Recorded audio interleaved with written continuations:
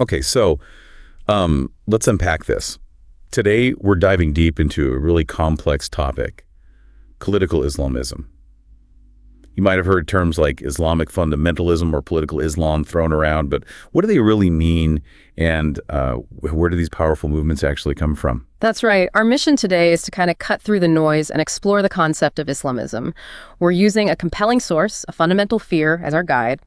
We'll look at how it's, defined, its really debated origins, and how it dramatically challenges or is challenged by our common ideas about Western modernity and global power structures. Think of this as your shortcut to understanding a crucial global phenomenon.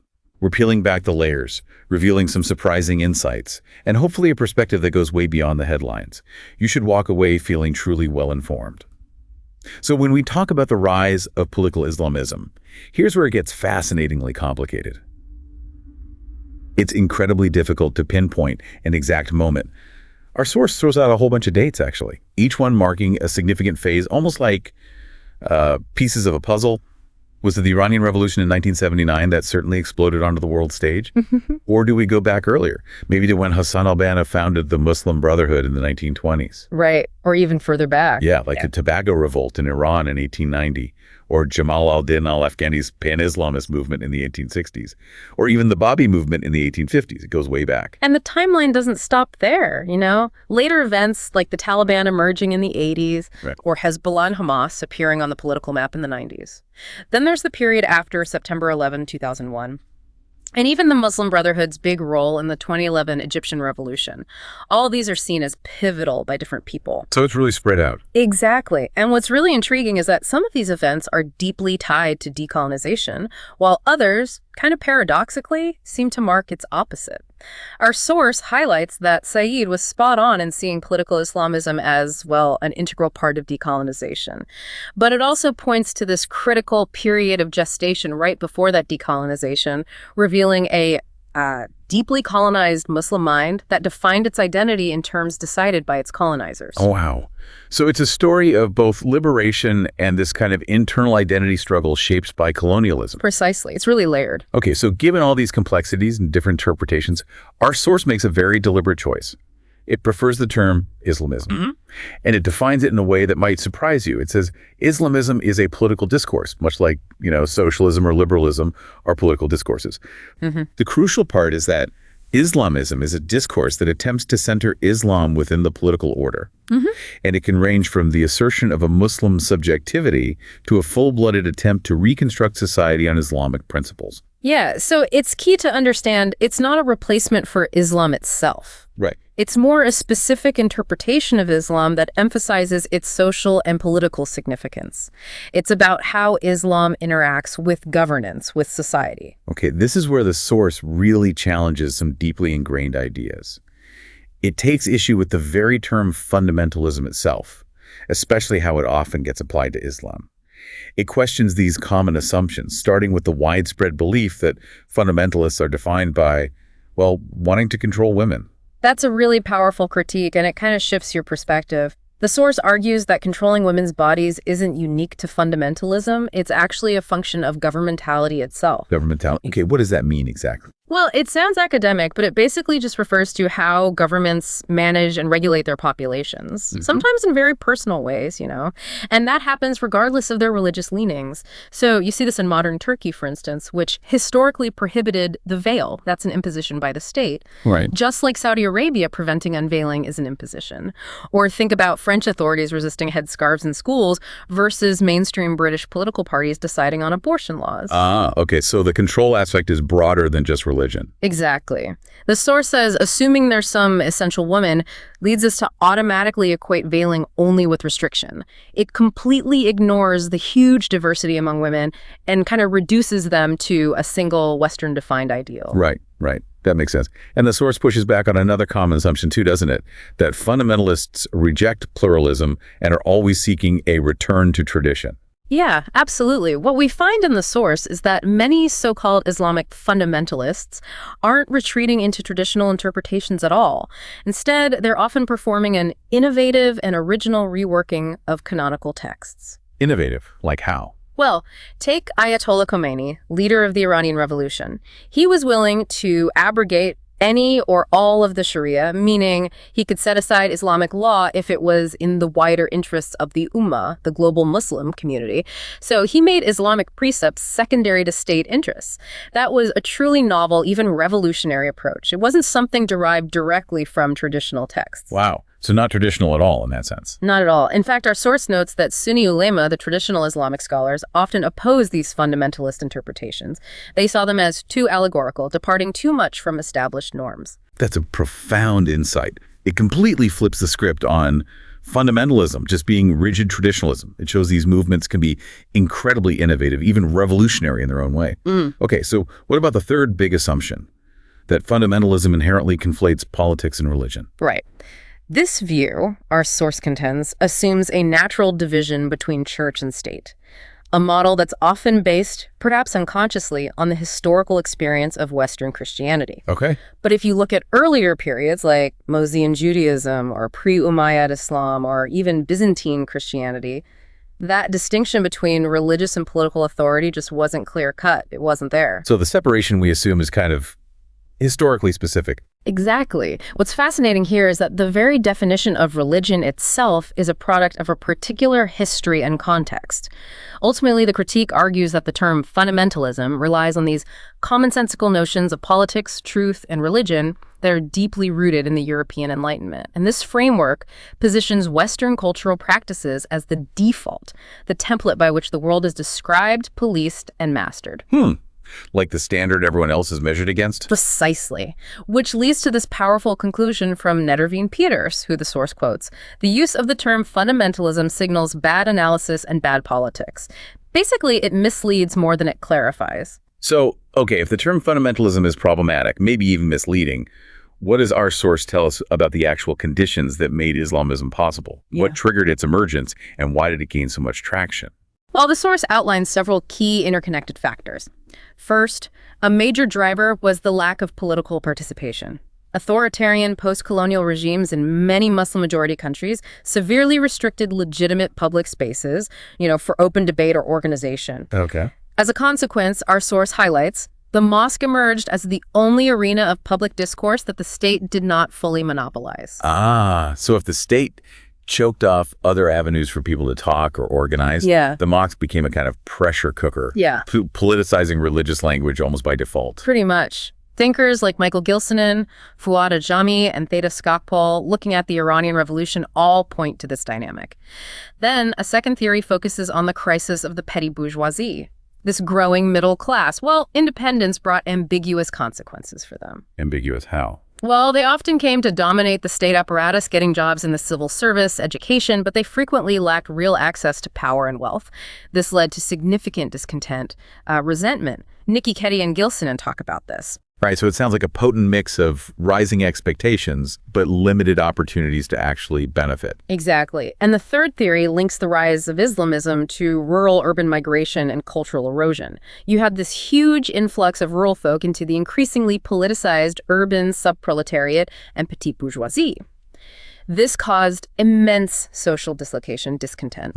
These uprooted migrants, often struggling with underemployment, exploitation, articulated their grievances using the familiar language of Islamic ethics and folk Islam. It effectively politicized these deeply resonant religious metaphors. Michael Fisher and more talk about this. So using the language they knew to express new political problems. Right. And finally, there's a broader, maybe more philosophical cause, what the source calls the crisis of authority, or desedimentation. Desedimentation. Okay, what's that? Yeah, it describes a profound moment where sedimented relations and practices become unsettled. Think of it like the very foundations of society, the long-established norms, traditions, power structures, suddenly becoming unstable, like shifting sands. This creates a dislocation of structure and expands undecidability, meaning there's just a huge amount of uncertainty about how things are supposed to work anymore. It's similar to Gramsci's idea of a crisis of authority, where the ruling class loses its consensus, its legitimacy, and the masses become detached from their traditional ideologies. So what happens when societies kind of lose their bearings like that? Well, that's the crucial point. The outcome of such a struggle cannot be settled in advance. It is completely an open-ended process. There are no preordained paths, just emergent realities. Okay, to really grasp the historical context where Islamism gained strength, we need to step back to a major event, the dramatic abolition of the caliphate in 1924, and at the same time, the rise of Kemalism in Turkey. This was a true game changer, wasn't it? Sent shockwaves across the Muslim world. Absolutely huge. The caliphate wasn't just some distant figurehead. Our source shows it was seen as the institution of global Muslim presence. It was a powerful nodal point around which a global Muslim identity was structured, and a mark of Muslim cultural unity. It provided relative fixity and stability to Islam as a master signifier attached to the state.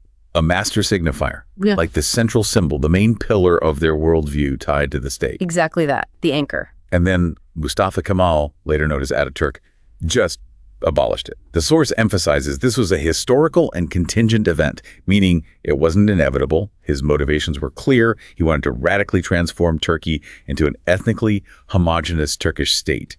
He rejected the whole multinational political community of the caliphate as an anachronism in a world of nation-states. He even launched this scathing vilification campaign against the House of Osman, the older rulers, and famously refused to take up the caliphate himself. That really cemented its end. So what did Kemalism do then to distance the new Turkey from Islam? Well, it implemented clear, often aggressive strategies. First, secularization. Islam was pushed into being simply a code of private ethics. Hostile policies were adopted, demolishing mosques, no new ones built until the 1950s. Islam was continuously described as the constitutive outside, Constitutive outside. meaning it was positioned as everything the new Turkey was not. It was often portrayed as the symbol of obscurantism, or even, get this, a purified corpse which poisons our lives. Wow. Purified corpse, that's incredibly harsh language, really shows the intensity of his vision. Absolutely deliberate, a real effort to sever ties. Second was nationalism, vigorously emphasizing a distinct Turkish identity over a broader Muslim one. You saw this in adopting the Latin alphabet, new dress codes, promoting Turkish history as separate from an Islamic past. Okay. And third was modernization, which for Kemalists became entirely synonymous with westernization. They believed that to become modern, Turkey had to become Western, actively trying to eradicate any Oriental or Islamic associations. And this wasn't just a Turkish thing, right?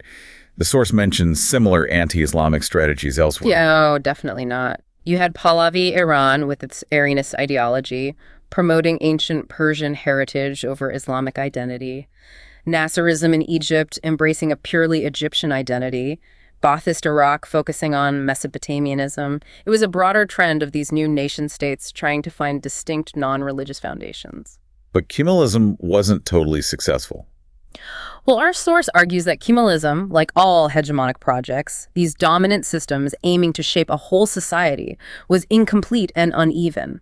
Its apparent strength lay not in everyone buying in, but more in the disorganization of dissent, basically preventing opposition from getting organized. As the source powerfully puts it, public protestations of deference cannot guarantee the absence of inner defiance. So people might comply on the surface. Yeah. But underneath, resistance can still simmer, ready to boil over eventually. Exactly, inner defiance. So circling back, what does this all mean for understanding Islamism's place in the modern world? Our source argues figures like Khomeini represent a modern political trend, not just some throwback. But does modern always mean Western? That seems like a crucial puzzle here. It is indeed a core question the source really grapples with. Scholars like Zubaida, Moadel, and Abrahamian do see Khomeini as modern. They might liken his movement to third world fascism, though, with big caveats about using that term, or maybe more broadly, populism. The Iranian Revolution, they argue, forged a new political subjectivity. Being a Muslim in Iran, post-revolution, fundamentally shifted. It meant being against the Pahlavis, against America, against Zionism, and eventually in favor of Khomeini and the Islamic Republic. That whole new identity package. But importantly, our source sharply critiques any easy conflation of modern and Western. It pushes back against the idea there's only one single Western-defined path to modernity. It strongly contends if there is no one Europe, there can be no one modernity, which suggests, multiple modernities are possible. And Khomeini's approach to Western thought was apparently quite unique. That seems to reinforce this idea of a different path. It absolutely does. Unlike previous Muslim thinkers, who often engaged in dialogue with Western discourse trying to argue against it or justify their own visions in Western-termed Khomeini, he does not try to have a dialogue with Western discourse. He doesn't argue against it or try to justify his vision using Western concepts. He simply states the virtues of an Islamic political order. He just ignored the Western framework. Pretty much stated his own case on his own terms, which is a significant and powerful shift, a refusal to play by the West's implicit rules of engagement. And this connects to a broader, really profound idea about the West itself, doesn't it? Not just as a geographical place, but as an ideological construct. Absolutely. What's truly fascinating here is how our source unpacks this. The West, it argues, isn't really structured around geography or ethnicity. It's an ideological construction of a very special kind. It defines itself against a non-Western other. This brings us to Eurocentrism. The source defines it as the discourse that emerges in the context of the decentering of the West. Okay, that's a bit dense. Yeah, break that down a bit. Okay, think of Eurocentrism as this subtle, almost invisible empire. It quietly sustains Western ideas and practices as universal truths, as the default setting for how we understand the world, even for things that aren't Western at all. So it's like Western ideas become the unmarked standard, the normal one. Well, everything else is marked as different, as particular. Exactly that. Universal discourses, our source says, appear universal by erasing the marks of their particularity. Western ideas seem like they apply to everyone, everywhere, precisely because they often don't acknowledge their own specific cultural or historical roots. They pretend to be the neutral standard. Okay, I get it. So this raises a really important question. The battle between Eurocentrism and the logic of Islamism isn't just about politics or territory. It's really a conflict about genealogies, a struggle about how to narrate the future of the world. Islamists, in this view, challenge what's called strong Orientalism and Western hegemony by simply refusing to recognize statements that perpetuate and position Western identity in terms of Western discourse about Western identity. They refuse to accept the West's self-definition as the universal one. They're saying, no, your story isn't the story. Precisely. They're asserting their own narrative. Okay, so as we wrap up this deep dive, it's clear that political Islamism isn't easily categorized, is it? It's not some monolithic force, nor is it simply a rejection of modernity. Instead, it's this dynamic thing, deeply intertwined with complex historical processes, profound power struggles, and the very way we define ourselves and the other. Yeah, and if you connect this to the bigger picture, the emergence of Islamism actually marks an erosion of Eurocentrism, in a way. It's a kind of normalization of Western cultural formations where the West becomes just another culture, not the undisputed single model for human development. And this opens up the possibility of articulating something else, as Fanon might have put it, even if that something else is also a totalizing vision in its own right. Right. This deep dive really shows that the conflict isn't just geopolitical. It's this profound struggle over what counts as universal, who gets to define history, and whose cultural copyright is recognized, so to speak. So the next time you encounter discussions about political Islam, maybe consider what meta-narrative is at play here, whose reality is being privileged in that conversation. And maybe think about this. If modernity is, as our source suggests, often a discourse about Western identity, can other societies truly forge their own distinct paths to modernity without simply becoming Western? The ongoing global conversation about Islamism continues to push us, I think, to ask that fundamental question.